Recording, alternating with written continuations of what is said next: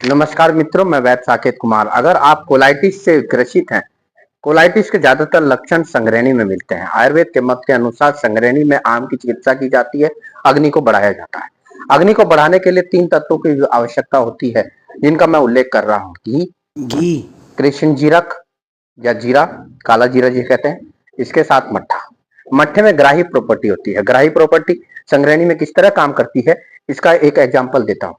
संगृहणी में क्या होता है, एक तो आपको भूख नहीं लगती, दूसरी बात आपको कुछ भी आप खाते हैं उसके बाद आपको सोच जाना पड़ता है, यानी कि टॉयलेट जाने के लिए जब परेशान होना पड़ता है।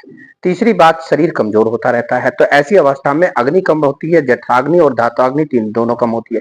ऐसी अवस्था में घी अग्नि दीपक का काम करता है, जठराग्नि को प्रमोट करता है।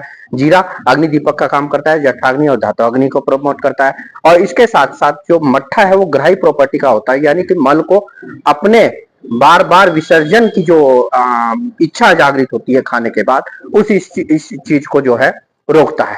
तो ऐसे अवस्था में अगर ये तीनों कॉम्बिनेशन मिल जाते हैं, घी, जीरा, जीरा विशेषकर काला जीरा वो तो ज्यादा बेहतर होता है, इसके साथ साथ मट्ठा, तो संगृहणी को बहुत हद तक 50% से अधिक आप लाभ प्राप्त कर सकते हैं। इसके लिए क्या कीजिएगा, लोहे की कढ़ाई में 1 चम्मच घी डालिएगा, उसमें आधा चम्मच जीरा, जीरे को भून लीजिए। जब वो डार्क ब्राउन या डार्क ब्लैक हो जाए तो उसमें 1 गिलास मट्ठा डाल दीजिए।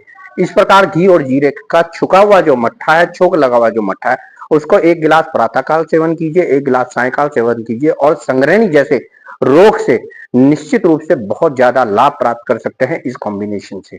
स्वस्थ रहिए, जागरूक रहिए। मैं वैद्य साकेत कुमार, धन्यवाद।